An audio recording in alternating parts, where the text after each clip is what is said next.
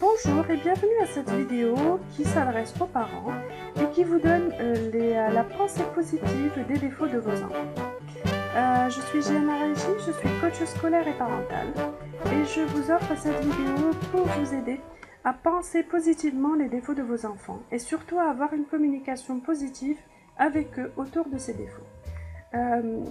Pour pouvoir développer la confiance en soi, l'estime de soi, l'enfant a le droit de savoir que ces défauts présentent aussi des avantages et qu'il a le droit d'utiliser ces avantages dans certains cas et ça peut être considéré comme des défauts dans d'autres cas.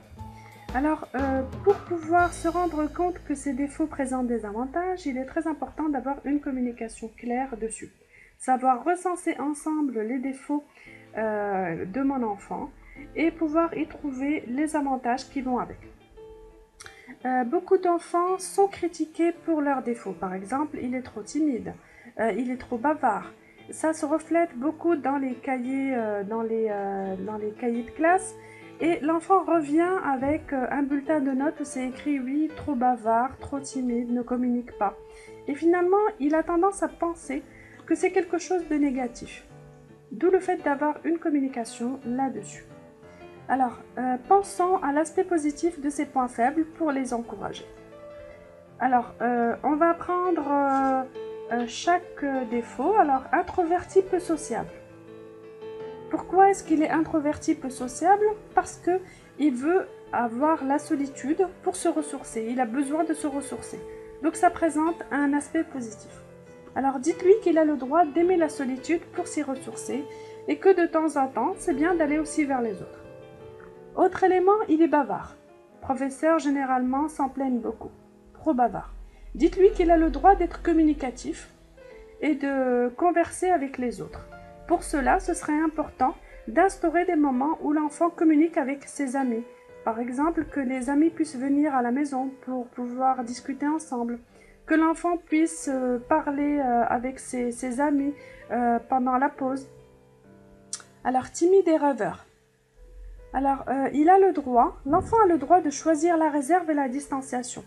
Pourquoi est-ce qu'il est réservé? Pourquoi est-ce qu'il prend de la distance? C'est très important de pouvoir communiquer avec lui sur les raisons qui font qu'il est timide et rêveur. Peut-être que c'est un manque de confiance en soi. Peut-être qu'il a besoin justement de cette distance. Et c'est très bien parce que quand l'enfant grandit, beaucoup de grands chefs d'entreprise sont des personnes timides et rêveurs.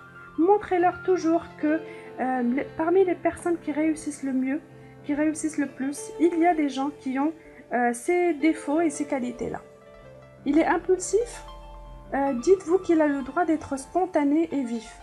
Alors, travaillez sur cette impulsion. C'est bien qu'il puisse être impulsif, par exemple, pouvoir aller communiquer avec des personnes qu'il ne connaît pas et pouvoir parler avec eux comme s'il les connaissait depuis toujours, ça c'est quelque chose, une qualité qui est vraiment très grande, mais pas trop, c'est-à-dire que ne pas dire ce qui nous passe par la tête.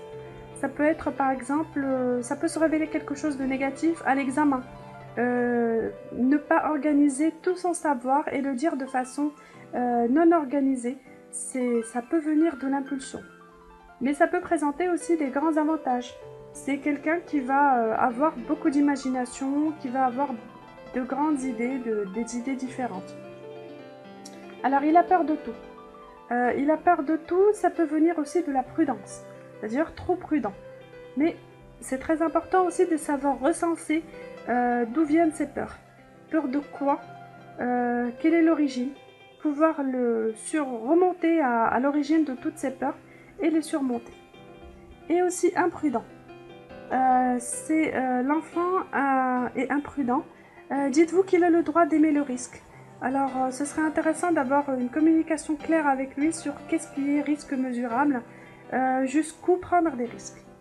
Alors, grâce à cette pratique de la pensée positive, vous arriverez à faire prendre conscience à votre enfant que derrière chaque comportement qui est perçu comme négatif par l'entourage, il y a aussi des aspects positifs et il y a aussi une bonne dose à avoir.